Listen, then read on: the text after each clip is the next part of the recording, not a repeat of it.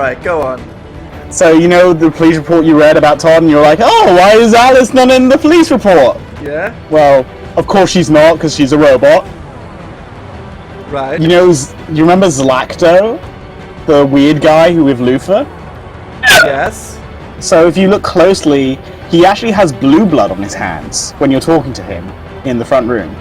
Okay. From his fucking with robots. The two Tracys that you shot, do you remember them? Okay, one shot himself, but yes. Yeah. But if you don't shoot them, they appear in the background of Jericho several times. Alright, cool. Something I read on the wiki is that that Black Lady Rose is a reference to Rosa Parks, who's the woman who sat on the back of the bus in America. If you shoot Chloe in the Kamsky scene, do you remember the Kamsky test? He just tells you where Jericho is. You can just find out from him. Like, it's an option. He gives you 3 options, and 2 of them do nothing, but 1 of them lets you find Jericho, which means you skip the evidence scene. I don't remember the scene you're referring to. Yeah. Do you remember the Kamsky test where you shoot this girl? And Hank's like, no! Like when we started off today, basically. When we started off today with the blonde girl. With Connor and the gun. He was bathing in red wine or blood. Yeah. You remember it says, yeah, if you shoot the girl, you can find out where Jericho is and skip the evidence scene where you have to find Jericho. If you choose a violent path, every time you turn on the news, public opinion goes down. And if you don't turn on the news, public opinion stays where it is. It's very weird. I'm not sure why it works like that. What, so telling me if I don't turn on the television, things don't happen? Yeah, public opinion stays neutral. If you turn it on and Marcus is being violent, public opinion go down. That doesn't make sense. Doesn't make sense, but that's how the game works. Okay. Also, the last thing is you missed a scene. Do you remember when you were running away from Jericho as Kara? And you got outside. What was that last one? You were cutting out. Good times. Do you remember the scene where Luthor saved you in Jericho? Yes. If you surrender, you get a really cool concentration camp scene where you're sent to the camp. Yeah. They need to like dress down to the android forms. Yeah, they're both naked. It's weird. So like a full-on concentration camp scene. Oh, it's super concentration camp. That's what it is. They're ordering them around. Oh.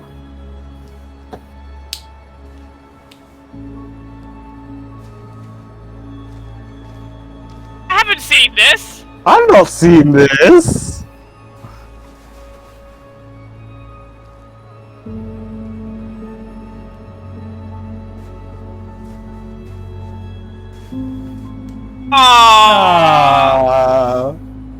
This is well done, Luke. Okay. It's a finally full-in hug. Yeah, it's the bro ending, dude. That's the good ending. All the other endings, they were shit, didn't care. That was nice. Yeah. That was good. Best Kara ending ever. Yeah. Dude, there are some really dark Hank endings. Yeah. I think in the worst one, he shoots himself. Yeah, he can do suicide. Oh. Also, if you ever play this game again, Luke, you have to be you have to be non-deviant Connor. Non-deviant Connor has some of the best scenes. Well, not the best scenes. They're the most complex, right? Yeah. There's a scene where you're about to shoot Marcus from a rooftop with a sniper rifle, and Hank comes to stop you, and you can push him off the building. Oh. Like, you can just straight up kill Hank. And if you choose not to, he pushes you off the building. What? It's fucking crazy. There's also a scene, I'll just send you the screenshot of it's like non-deviant Connor and Marcus meet up at the protest, and you just fight. You just straight up anime fight. Oh, that's... And you can win with either one. It's pretty cool. Like, I think there's a lot of... It's not a perfect game. I don't think a game is ever perfect, but I still think it's this game is very far from being perfect. Yeah. Yeah, But I will say it's... the writing is very sloppy. It has good idea, and then it doesn't deliver on it well. So, I think kind of disagree. I would say the writing has problems, but I think this is by far the best movie, game, walking simulator thing out there. Cleaning simulator, boat simulator, touching other people simulator. Yeah, but as far as like story games go, this is up there. This is a really good story game. Like the writing's got problems, but this was executed really well. I will say there were awesome scenes, but the game I think was pretty good. It had a lot of issues, a lot of dumb shit in it, but it was pretty good right up until we started playing today. It went this in the last section here. It went downhill so fucking much. So I think if you've seen any of David Cage's other games, I think he has a very specific problem with his writing style, and that is he will think of a really cool scene and then write ways to get there, so he has a cool moment. And that's the problem with all his games. I think this is the one where you can see it the least because it works the best, right? I think there were clearly scenes he thought of first and then kind of wrote ways to get there. Yeah. But I think this game, out of all of his games, is by far the best. By far. By the way, if you stayed at the house, the beginning with Kara and Alice, like you would have been threatened on your life by the robot, like the crazy ass robot made outside the. You remember the house? And you wanted me to stay. Wow. I wanted you to stay because I haven't seen it yet. I'm trying to think of what else you missed. You got pretty much all of it. Yeah, but you can still play it. If you wanna, or if you just want to have one-time experience, that's also fine. Well, I think this game, you can definitely replay it once. That's for sure, because there's so many different ways to play out scenes. I think the first time's always going to be the best with this kind of game. Yeah. When you don't know where it's going. And also just let stuff happen. Yeah. I know, so... Like it is surprisingly often with this type of game, on my very first playthrough I get like the good ending. Well, you really tried for it. Like, I just did. You really tried to get the good ending. You got I just did true decisions. pacifist ending? Hey man, I just did decisions that I thought felt right. Yeah, fair enough. Got the true pacifist ending. True pacifist, that's for sure.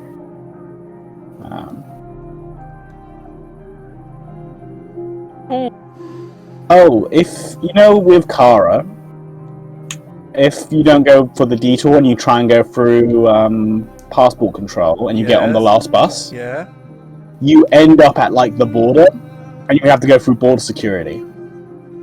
And there's a bunch of ways to get around it. You can call on your Jerry friends to like create a distraction and you try and sneak through. But where he sacrificed himself. He sacrifices himself to let you pass, and that's a really cool scene. I will say the very ending bit, he's talking about backwards writing. The ending bit with Connor, I think was very badly written, and annoying because it was too short to be anything. It's just, all right, I walk there, I activate the thing, it's done. Oh look, at gun, put it away. That's that. That's such a bad scene. Yeah. Well, yeah, like think I of think there should have been more of a fight with it. There should have been more of a Amanda comes back. It's like, no, you can't do this. Yeah. I am you. And then it's like, no, fuck you. That would have been an epic showdown against Amanda for finally, but I think the best way that scene can play out is if you let Hank get shot, you guys fight. No, the evil Connor just shoots you. What the fuck is this? And he has like a really good speech. That's like a really good speech. Have you seen it, Fiends? Oh, I haven't seen. Can we replay that scene, Luke? What the fuck is this? That's Connor's battle. Yeah, if you each have a battle. Yeah. You can go. So this is something that you just haven't seen. So after the elevator. Yeah, floor minus 49. Can we just go there? I don't think we can randomly jump into. I think if you go to just press continue. Oh, I see. It's just going through all of them. Yeah. It's just showing you all the shit you didn't see.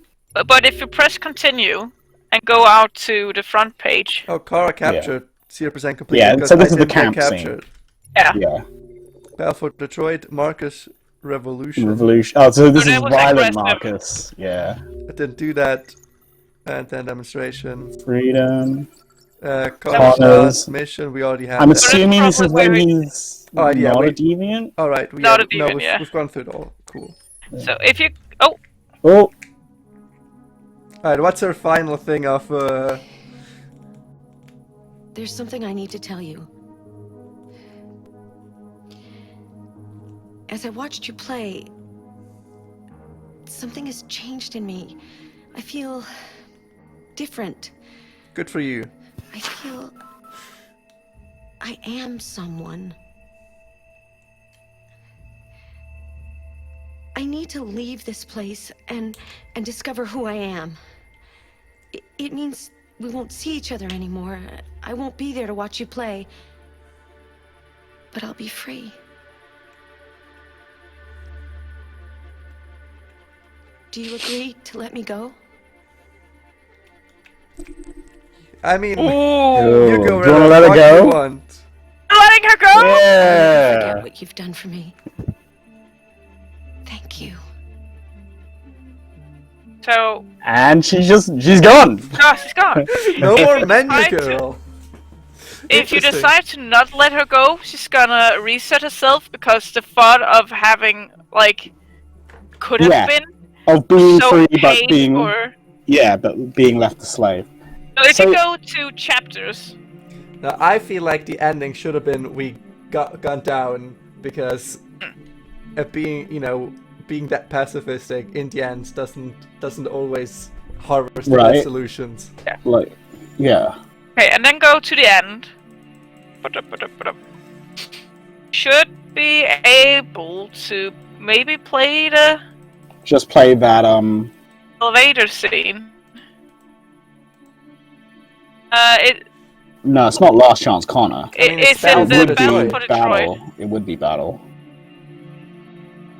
And you have to replay the whole thing. Oh, do you? No, I was hoping you could just click... We're not replaying the whole thing. No, because it's a long scene. It's fucking... That was ages, yeah. Yeah. Go. So yeah, I will say this game was fun to play, Yeah. but I don't think it's a good game. How do you feel about it, like, as a movie game? Like, how do you feel about that genre? You know, where it's mostly about story I and like them, prompts. but that means that these... Usually I say gameplay first. The story doesn't have to be good. The graphics don't have to be good. If the gameplay's fantastic, then the game is good. That's like Rage 2. Story is horrible, but gameplay is fantastic. This is just the story. There is no gameplay, essentially. So the story has to be good. And it was... it's just so lacking in so many places and mediocre in others. Well, I think the story does have problems, but I do think overall it's quite good. As a story. I think it's interesting points they come with. Yeah, it's interesting points and interesting themes. It doesn't explore them very well. And... I don't know, it just... A lot of it feels too... convenient, if you will, for the story to unfold. I think that's a fair criticism of like most of David Cage's work. It all feels like ever so slightly too convenient. I think that's the problem with a lot of, like, not only this game, but a lot of games in general. It's starting to feel empty because of achievement hunt instead of the story. That has literally nothing to do with this. Thank you very much. For me, it has. In my point of view, it is. Yeah, no, it feels like the story's been put on the back burner. Is that what you mean, Fiends?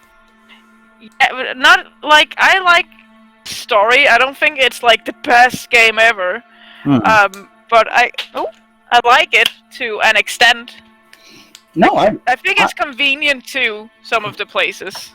Well, yeah, but you know, sometimes you have to get a character from A to B, and sometimes the only way to do that is a little bit of force. like that Jericho bomb shit, right? Yeah. Like that, you don't have a choice. You can't decide not to blow up Jericho because otherwise it'll just kill all the fucking androids when you're in the water. It would have been an interesting, like, to see, like, if it was true choices in this. Yeah. Don't give me decisions if it's not a decision. Is what I'm saying. Well, I think it's interesting if a previous decision overrides your current decision. That's interesting, right? Like a guy you saved previously, and like the Josh. like the Luther one where he comes in to save you. My decision didn't matter because Luther came in to save me because I saved him previously. That's a good moment because I saved him, so he comes to save me. But if it's just it doesn't happen because writer didn't want to write the other ending, then don't fucking give me the choice. No, fair enough. As I'm kind of sad that the bomb shit never came up again. I was really hoping North, I mean, as she was saying, would just press the trigger. No, for you know, for a second, as soon as you in his mind, as soon as you decided we're not using that, she put it away, and it went into the ether of never to be seen again. He's not clever enough to write a deep character. No. I will use that later. Use it though. I'm fairly certain she can. If Marcus dies, for sure she uses it. Let's see. I want to say the ending where Marcus goes violent, that she always detonates the bomb. If you give it to her. Yeah, but if you go violent, I think Connor needs to also get the android reinforcements. But I know, it's so strange that she doesn't make no one makes independent decisions. They all follow him. She's just randomly your girlfriend for no reason. It's not a choice. It's not something I wanted. It's just that's forced relationships are the worst. And well, I mean, you did choose to kiss her that one time, and I think the problem with this kind of game is that all your decisions kind of lead from what you've previously done, and that is the point of the game, right? But once you decided to kiss North that first time, you're locked in. Yeah. You have to reject her there, and then she's never your girlfriend ever again. But if you kiss her there, she's your girlfriend forever. It's quite hard to actually get her to the point where she's your girlfriend. So I didn't. Don't you have to just sweet talk her on the roof? But there's different ways to do it. So if you ask one wrong question, people are like, "Nah, fam, not my type anymore." Yeah. I think it's around 50-50. Well, I was not a fan. So, other than that Alice plot twist, I think this game is great.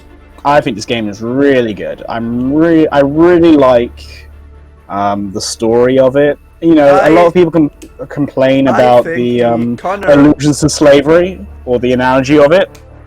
I see it as an analogy for like struggling for rights for any minority for group. Instance, the very ending, where second Connor dragged in that was a bad scene. I think that was a cool idea. It just came out of nowhere. It's just like, oh, okay, cool. It would have been much more interesting. Now, see, that would have been a plot twist after you've already established that this Connor's now deviant. You would have played the other Connor and got him to bring him there, because then it would have been an actual plot twist that made sense. It's like, wait, why am I suddenly back here telling Hank to come? Oh shit, it's a different version. That would have been awesome. That would have been actually epic and really well written. Well, I think this, it just showed up. Plot convenience. Well, I think if you choose to be deviant as Connor, they would want you to control deviant Connor. It would feel a little cheap if you pressed the button to become deviant and then you never controlled him again. No, it's like you walk into the cyber life, or like before that scene, it's while you walk in cyber life, it suddenly cuts and you're getting hacked, right? It's like, why am I here? That doesn't make sense. But then you realize that suddenly both Connor clash together, and you're like, oh shit. Yeah. That would be a in my opinion, well-written epic moment, but it didn't happen.